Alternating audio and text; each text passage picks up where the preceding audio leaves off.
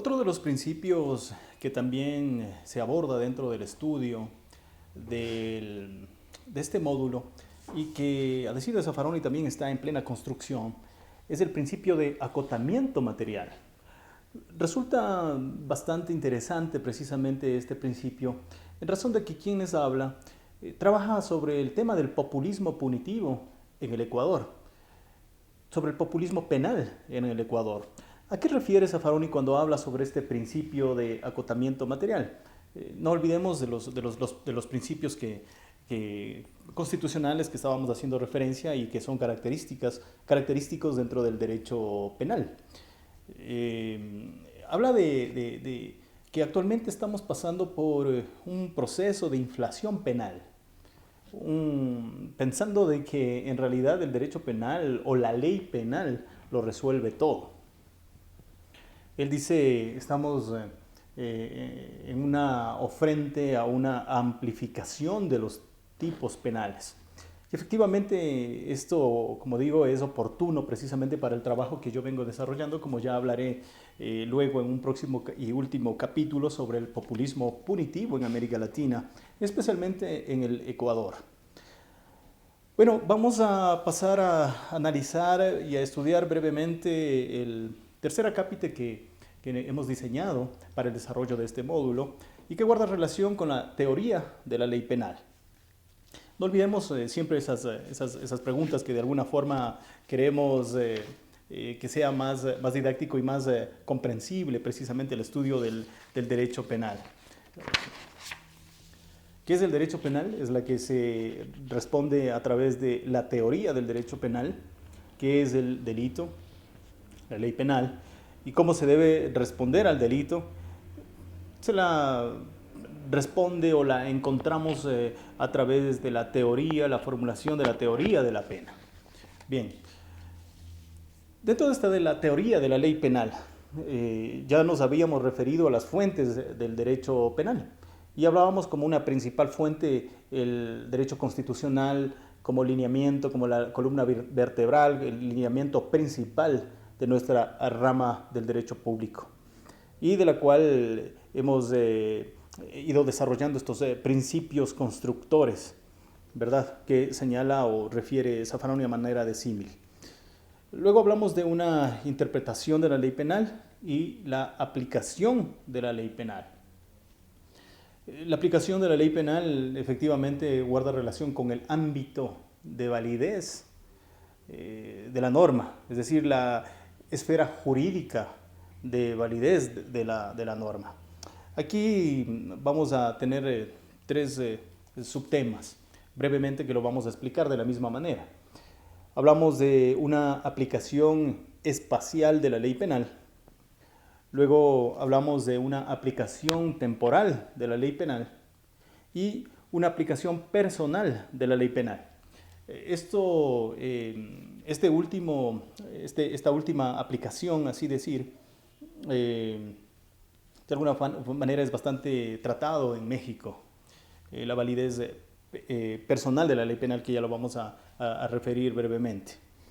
La aplicación espacial de la ley penal se refiere precisamente al sistema de territorialidad de la ley penal, que también ya lo hemos estudiado. Por principio, en regla general, toda ley penal tiene vigencia en el lugar donde se cometió el hecho punible. Toda ley penal tiene vigencia dentro del Estado en el que se le dicta o donde se cometió la inconducta penal. Dentro de esto, luego de también hacer el estudio al respecto, encontramos algunos principios, ¿verdad? Algunos principios que guardan relación precisamente a la territorialidad de la ley penal. Tenemos un principio real o de defensa. Este principio real o de defensa es que cuando nos referimos a un delito que inicia en un estado y cuyo efecto tiene en otro, es el principio real o de defensa. Luego tenemos un principio de personalidad. De alguna forma la ley penal persigue a la persona, ¿verdad? Bajo ese principio que decíamos de igualdad, ¿no? La ley sigue también a los actos. Ese principio de personalidad sigue a la persona en este caso, ¿no? No confundamos el principio de igualdad con este principio de personalidad. Luego, bueno, esta es una personalidad activa. Luego tenemos un principio de personalidad pasiva. Acá la ley penal de alguna forma guarda relación con la víctima. En el anterior caso, con el agente, con el autor del hecho punible. Luego, un principio universal, cuando se trata precisamente de los delitos de lesa humanidad, ¿no? Es decir, que al hechor, al agente, se le deberá detener, se le deberá procesar en el lugar en donde, o en el país en donde éste sea aprehendido, capturado, etc. Luego vamos a un ámbito de aplicación temporal de la ley penal. ¿A qué guarda relación o qué se refiere cuando hablamos con la aplicación temporal de la ley penal? Solamente para citar de forma doctrinaria me permito referir lo siguiente, abro comillas. Hace explícita la garantía de seguridad jurídica de aplicación exacta de la ley vigente al momento de realizar la conducta punible, describiendo que el momento y el lugar de realización del delito serán en los que concurran todos los elementos del tipo penal. Es decir, aquí se destaca de alguna forma la conducta punible describiendo el momento y el lugar donde están o donde se cometieron el delito, el crimen, la infracción, por decirlo de alguna manera. Luego vamos a la aplicación personal de la ley penal, derivado de esta aplicación de la ley penal. ¿Qué es la aplicación personal de la ley penal?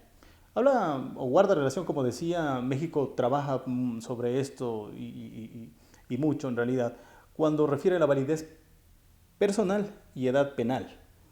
Es decir, aquí refiere precisamente a de alguna forma, la imputabilidad e inimputabilidad de la gente.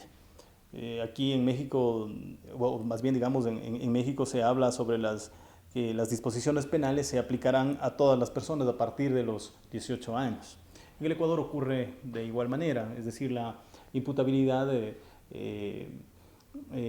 guarda relación precisamente a aquellas personas que han cumplido los 18 años. Sin embargo, llama fuertemente la atención y es materia de discusión y reflexión personal cuando en el Ecuador, si bien es cierto, existe una carta garantista de los derechos en forma general, se les faculta a los jóvenes o adolescentes mayores de 16 años para que puedan ejercer el derecho al voto.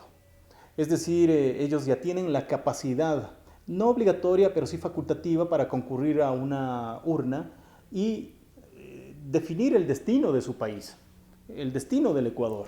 Lo cual resulta bastante curioso que para el campo penal los mayores de 16 años y menores de 18 años sean inimputables y responsables ante la ley.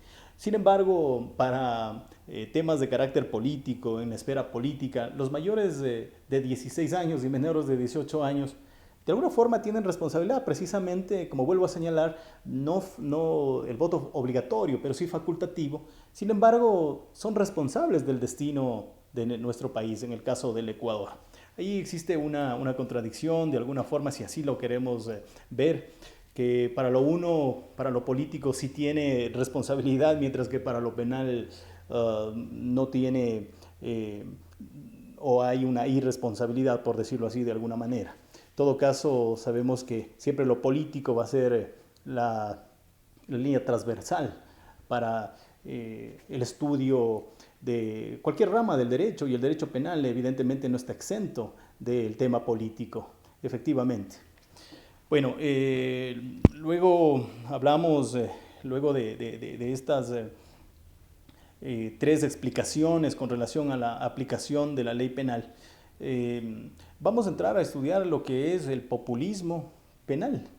Un populismo penal que de alguna forma nos ha preocupado a aquellos que de alguna forma estamos inmersos en el quehacer, en el tratamiento de la ley penal, de alguna forma reflexionando sobre las implicaciones, las limitaciones y el uso excesivo precisamente de la ley penal.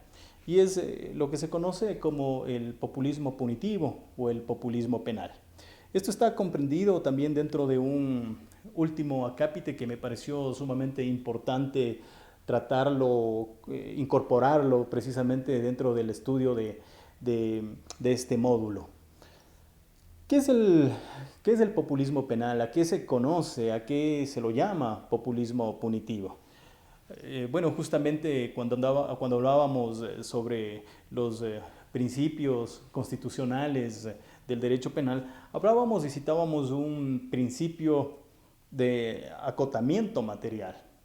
Hablábamos una vez más de que se caracteriza precisamente por esa inflación penal, es decir, hoy estamos siendo testigos de todo tipo de situaciones lamentablemente sociales que se ven afectados y de conflicto social y que se espera una respuesta o buscamos inmediatamente una respuesta a la ley penal.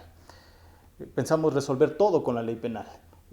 Aquello, como vuelvo a citar, hablaba el profesor Zaffaroni de una amplificación de los tipos penales. Eso se lo conoce como populismo penal y que de hecho lo estoy trabajando dentro de un estudio que personalmente lo estoy llevando a cabo. El populismo penal o el populismo punitivo, de alguna forma, esta nace a finales del siglo XX, 1995. Esto lo acuña, o es acuñado más bien al profesor británico Anthony Bottoms, quien al observar de alguna forma, cuando los jueces emiten sentencias, se ven que están de alguna manera, de una u otra manera, influidos por temas de carácter político, pues comienza a llamarlo él como una punitividad populista. Luego lo trabaja también el autor Garland, para finalmente darle un concepto más definido, más preciso. El profesor también y autor criminólogo John Pratt en 2007. Bueno, ¿qué elementos podemos destacar? O cómo más bien antes de proceder a dar los elementos, ¿qué entenderíamos nosotros por populismo penal? De alguna forma podemos manifestar, no podemos dar una definición exacta, pero sí una aproximación como el uso excesivo, ya dije, del derecho o de la ley penal por parte de sectores políticos, de parte de actores políticos, con fines eminentemente electorales. Existe también un juego de terminología también que de alguna forma trata de delimitar el campo de acción de lo que entendemos como populismo penal.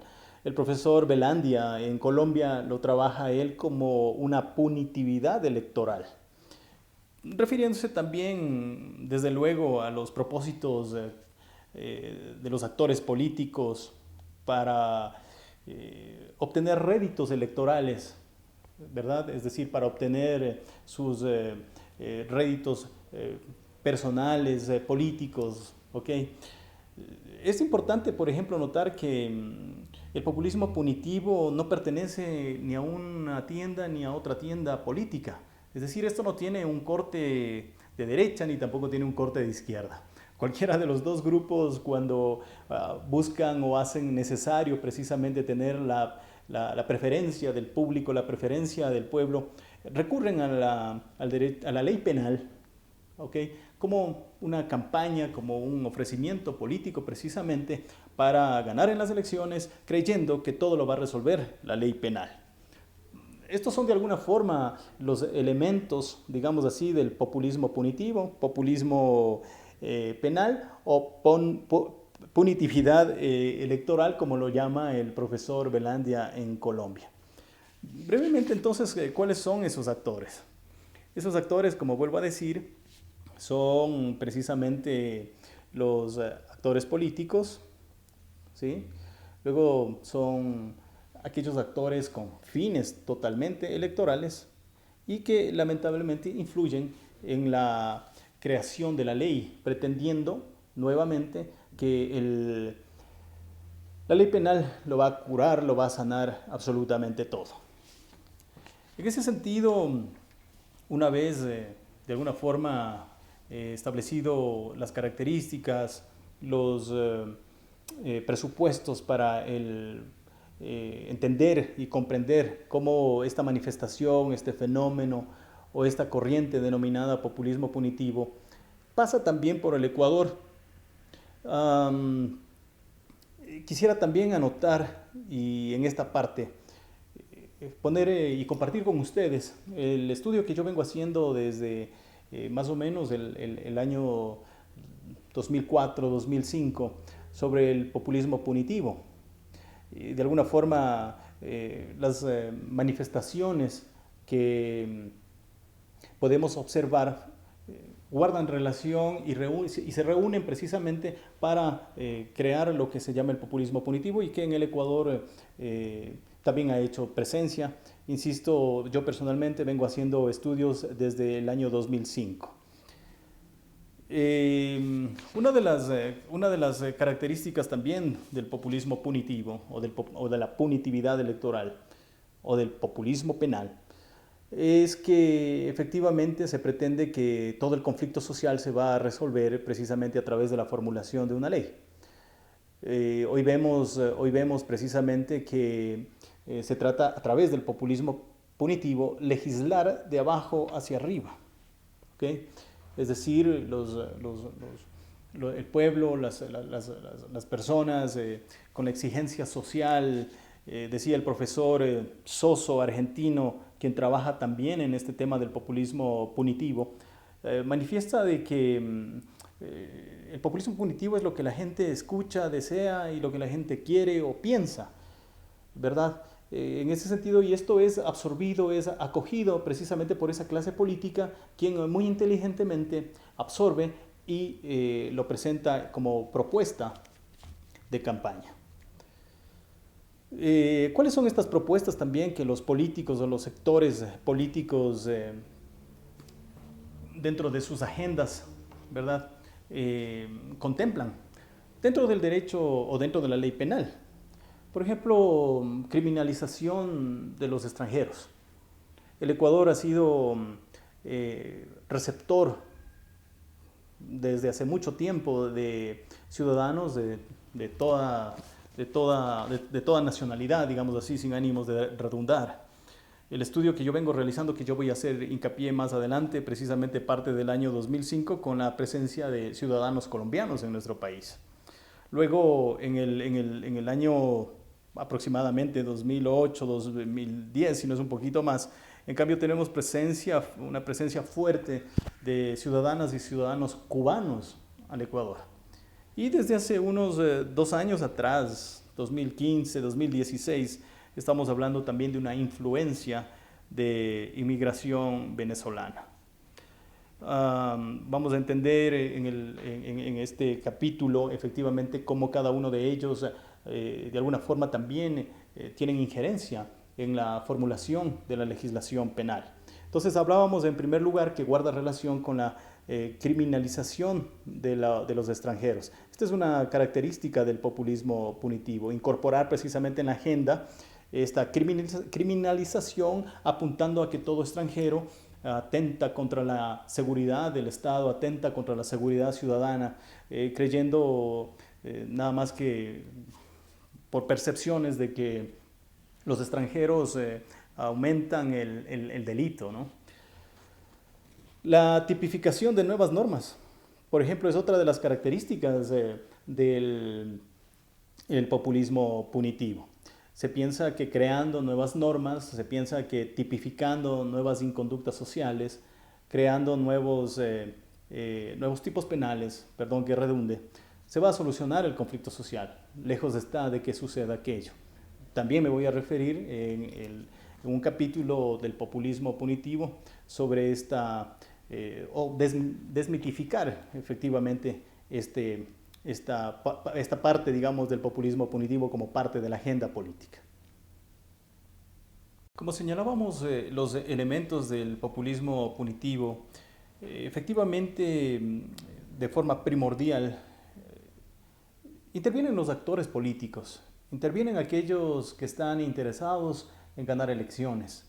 En tiempos de elecciones, perdón la redundancia, es interesante escuchar esa inundación de propuestas de reforma, de cambio a la ley penal, esa inflación penal a la que una vez más citaba Zaffaroni, que se lo resuelve todo con la ley penal, recurriendo a la ley penal, sin un proceso serio, sin un proceso de estudio, sin un proceso de reflexión de lo que efectivamente la sociedad requiere, de un proceso de política criminal efectivamente, que es el que debería caracterizarnos o debería caracterizar previo a la formulación de la ley penal. Efectivamente se politiza a la ley penal. Habíamos dicho anteriormente de que, si bien es cierto, ninguna rama del derecho queda exento de la influencia del poder político, como lo señala bien Zaffaroni también en su tratado cuando habla de las agencias políticas o las agencias judiciales, las agencias ejecutivas, ninguna de ellas queda exento de la parte política, incluso la pena misma, dice Zaffaroni. Pero bueno, ese es materia de otro estudio. En todo caso, siempre nos llama a la reflexión precisamente esa influencia del poder político, esa politización desmedida de la ley penal, que hace más bien un daño a la sociedad, que hace que el común desconfíe efectivamente de la eficacia de la ley con la que efectivamente es creada. Aquí hay un juego interesante, aquí hay un juego oculto que contiene ese populismo punitivo y que no lo podemos ver. El legislador crea esa norma que el pueblo exige, que el pueblo solicita fervientemente a voz en cuello sea creada. Yo voy a referirme más luego en el tema de los casos de populismo punitivo en el Ecuador, por ejemplo, con la tipificación de nuevos tipos penales. El tema del femicidio. Yo quiero ser muy enfático en esto, no es que rechace la tipificación o creación de esta norma, pero la forma o el espíritu con la que se va creando, la que se creó este tipo penal, lamentablemente no representa efectivamente de inicio lo que se pretendía, es decir, arrancar de la sociedad este machismo o esta muerte a mujeres, como ya lo vamos a citar. Pero en todo caso, esto hace precisamente que la sociedad crea que de esta manera se va a erradicar todo tipo de conflicto social. Habíamos manifestado precisamente que otro de las propuestas que contiene el populismo penal es bueno, ya lo habíamos señalado, la criminalización de los extranjeros. Y esto no pasa solamente en el Ecuador, esto pasa también en toda América Latina. Yo creo y me atrevería a decir pasa incluso por todo el mundo, lamentablemente generando procesos de xenofobia, de discriminación. Dicho sea de paso, en nuestro país, en el Ecuador, están tipificados también estas inconductas, por llamarlo así, tipificado así de esta manera estos tipos penales como la discriminación, la xenofobia, el odio. Luego tenemos también como una propuesta o manifestación del populismo punitivo la solicitud de visado a los extranjeros, creyendo, como vuelvo a manifestar, que los extranjeros son los portadores de todos los males que ocurren en la sociedad. Nosotros como ecuatorianos tenemos mucha experiencia precisamente con la presencia de diversos actores de diversas nacionalidades, ¿no? Como ya explicaré más adelante con algunos ejemplos que voy a permitirme realizar. También los políticos, dentro de sus agendas populistas, ¿verdad? Ofrecen incrementar la pena, endurecer la pena, precisamente creyendo de que en esa parte represiva se va a erradicar o se va a desarraigar el delito, lo cual ni de lejos sucede aquello. Es decir, volvemos a la misma época de los periodos de iniciación del derecho penal, de la represión, de la venganza, de la venganza privada, de la venganza pública, sino que esta vez interviene el Estado fuertemente precisamente a través de esta especie de populismo punitivo. Como pie de página, me gustaría también reflexionar de que durante los últimos años América Latina ha pasado también por procesos de populismo en la parte política, con gobiernos de izquierda, por llamarlos así, populistas, tampoco han estado exentos de este discurso de incrementar la pena. Se creía que, por ejemplo, un gobierno de izquierda, más bien su tendencia era a mermar la pena. En el caso ecuatoriano, por ejemplo, en el gobierno de Correa, un gobierno, por decirlo así, que se ufanaba de decir que era de izquierda, más bien encontramos un código orgánico integral penal bastante represivo, ¿no? Eh, en otras, en otras latitudes se creía también, éramos testigos, por ejemplo, de gobiernos de derecha, y creo que hasta el día de hoy se escucha también en los pasillos de la Asamblea Nacional Ecuatoriana, por ejemplo, el incremento de la pena, y no solo eso, sino también la pena de muerte, por ejemplo, por un caso de asesinato por parte de ciudadanos extranjeros, como ya me voy a referir más adelante. Aquello es inaudito en realidad y causa bastante preocupación que el tratamiento del delito sea manoseado de esta forma por parte de sectores políticos que se dedican, como vuelvo a señalar, única y exclusivamente a politizar la pena y a politizar la ley penal. También otro de los elementos dentro de estas manifestaciones del populismo penal es la propuesta de reducción de la edad para la imputabilidad. Ha habido sectores de la sociedad en que señalan que precisamente las personas mayores de 16 años ya son conscientes, tienen la conciencia y la voluntad de sus actos. Había reflexionado sobre el tema de la parte política. Había manifestado que en el Ecuador, por ejemplo, existe la posibilidad, mediante el voto facultativo, de los adolescentes mayores de 16 años y menores de 18 años de ejercer en forma facultativa, no obligatoria, el voto. Pero sin embargo, aquello representa una responsabilidad bastante grande sobre los destinos de nuestro país. Sin embargo, que para el derecho penal se sigue manteniendo la edad de la inimputabilidad, es decir, de los 16, de los, digamos, menores de 18 años, ¿ok? Los cuales están sometidos a medidas de seguridad, medidas de protección, quiero decir.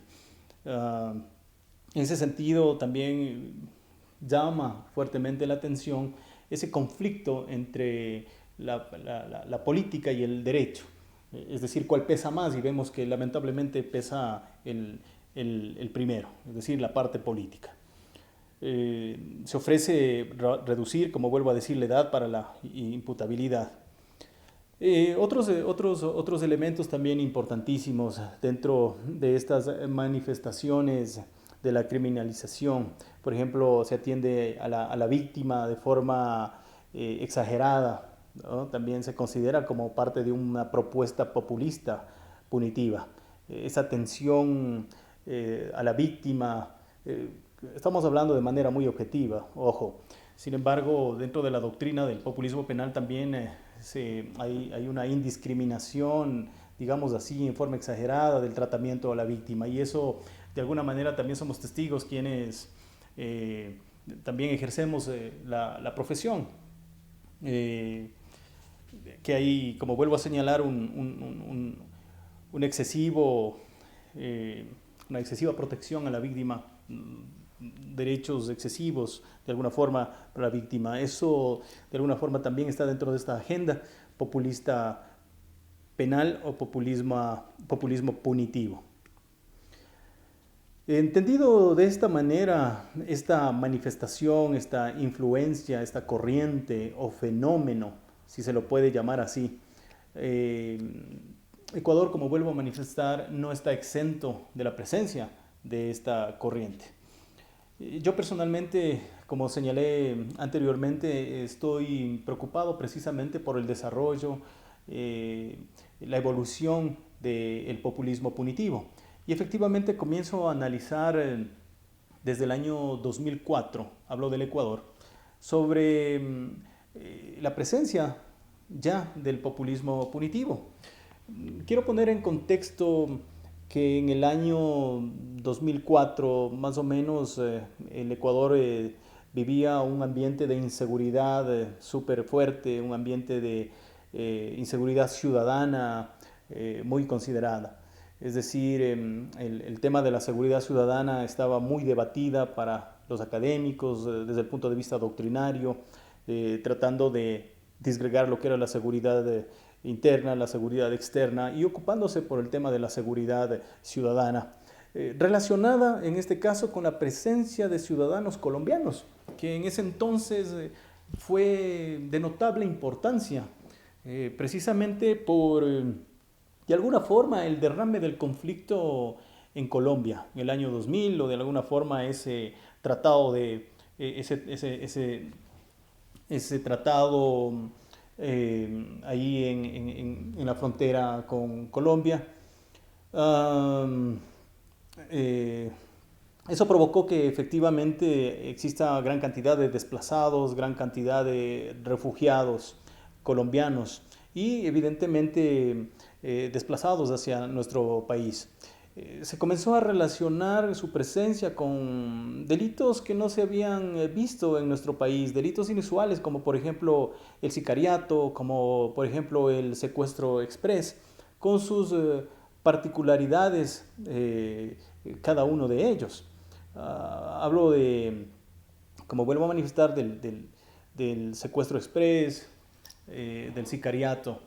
Y se comenzó a relacionar precisamente a la presencia de ciudadanos colombianos con la inseguridad ciudadana, pretendiendo de alguna forma responsabilizar a aquellos como causantes o autores de la inseguridad ciudadana, que si bien es cierto, sí vivía el país en esa época. Para ello recuerdo el gobierno de Lucio Gutiérrez se encontraba también presionado por todos los sectores políticos, por todos los actores políticos de ese entonces. Recordemos también y señalemos también ahora que me parece fundamental también uno de los actores primordiales, principales que hacen juego a este populismo punitivo es precisamente el poder mediático, ¿okay? Los medios de comunicación también que juegan un rol totalmente dirimente a la hora de calificar qué conducta tiene que ser calificada o qué conducta tiene que ser considerada como delito y cuál tiene que ser creada a través de una ley. Entonces, los medios de comunicación también juegan un papel importantísimo dentro de este populismo punitivo. Lucio Gutiérrez, presionado por los actores políticos que en oposición buscaban también ganar réditos electorales, medios de comunicación también que de alguna forma conjugaban con las intenciones políticas de esa época, obligó incluso a algunos actores de la Policía Nacional, obligaron a que Lucio Gutiérrez efectivamente de alguna forma vulnerando los tratados internacionales de libre movilización dentro de la comunidad andina, exija, incluso se llegó a pensar en la exigencia de una visa a los ciudadanos colombianos que deseaban visitar a nuestro país. Sin embargo, la solicitud fue de la exigencia de un pasado judicial a aquellas colombianas y aquellos colombianos que venían al Ecuador. Apuntando una vez más o tratando o creyendo más bien de que este requisito va a mermar la inseguridad o los delitos que se cometían en el Ecuador. Yo mismo hice una investigación en esa época, 2004 a 2008, un periodo que se escogió precisamente para identificar el flujo de ciudadanos colombianos que ingresaban a nuestro país. Pues bien, efectivamente existían aproximadamente un ingreso de 200,000 colombianos por año al Ecuador. a la mano los índices de inseguridad, los índices de delincuencia en el país eran súper altos en ese entonces. Y como vuelvo a decir, se relacionaba con la presencia de colombianos. Efectivamente, se hace el estudio, se hace de manera cualitativa y cuantitativa, precisamente recogiendo también datos de denuncia a nivel nacional, el tipo de delitos que se cometían. Y efectivamente lo que sucedió fue que a raíz de la vigencia o la exigencia del pasado judicial, lo que hizo fue mermar el ingreso de ciudadanos colombianos al Ecuador, más no, más no los delitos o los índices de delincuencia en el país.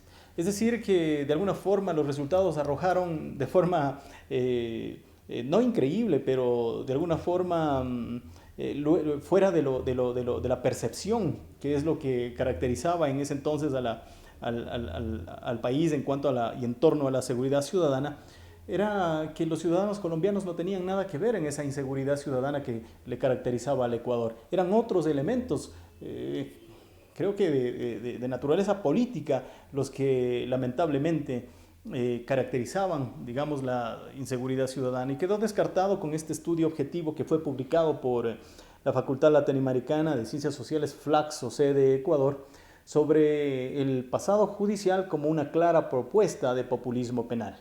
Se descartó, vuelvo a señalar una vez más, que los colombianos y las colombianas eran causantes de los delitos en el Ecuador. Bueno, y la parte también interesante y la parte positiva de esta presencia de colombianos no era nueva en el Ecuador en ese entonces, en el 2004, 2005.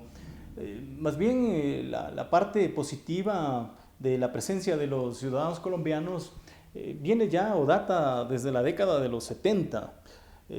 Con el tema de la reforma agraria en el Ecuador, el tema de la explotación de la madera, etcétera. Es decir, ellos vienen precisamente con una influencia importante en el comercio, en el negocio. Por eso es que al colombiano se le conocía precisamente como un ciudadano emprendedor, como un ciudadano echado para adelante, como un ciudadano berraco, se le conocía. Y mire cómo este tema de percepción en realidad estigmatizó y le dio una vuelta precisamente, en el Ecuador hablo, a esos mismos ciudadanos colombianos. El emprendedor, el berraco, el echado pa'lante, era ahora relacionado como el sicario, era relacionado como el secuestrador, traía en sí lamentablemente un estigma de una industria penal que se generaba en Colombia, pero lamentablemente también existía una discriminación. Tanto es así que era curioso ver que en el Ecuador, sigo insistiendo, cuando había esta presencia de colombianos y buscaban rentar un departamento, existían anuncios que decían se arrienda departamento, pieza o cuarto de arriendo, excepto para colombianos o colombianas. Una discriminación, una xenofobia que no ha sido nueva en el Ecuador. Con las chicas, con las mujeres, se les asociaba como prepago, ¿no? Se les asociaba con la prostitución, por ejemplo. Cuando vuelvo a decir, acá en el Ecuador hay mucha presencia de ciudadanos colombianos, especialmente en Esmeraldas, especialmente en Santo Domingo de los Áchilas, donde, como vuelvo a señalar, había una interesante, a través de la reforma agraria, interesante e importante presencia de colombianos para el comercio y la explotación maderera en este caso. Eso con relación a los ciudadanos colombianos. Es interesante también ver ahora el comportamiento de ellos, como la sociedad ecuatoriana ya más bien se ha volcado, ya no con los colombianos. Luego pasamos más o menos al 2008, 2009, y tenemos los ecuatorianos también una presencia importante de ciudadanas cubanas y ciudadanos cubanos, también generándose un proceso de estigmatización, un proceso de discriminación como parte de este repertorio también del populismo punitivo. No olvidemos también que esto, como vuelvo a decir, independientemente del gobierno en el que se da efectivamente, existen estos elementos. El gobierno de Lucio Gutiérrez, un gobierno de izquierda aparentemente, ahora un gobierno de izquierda también, Rafael Correa y Lenín Moreno actualmente.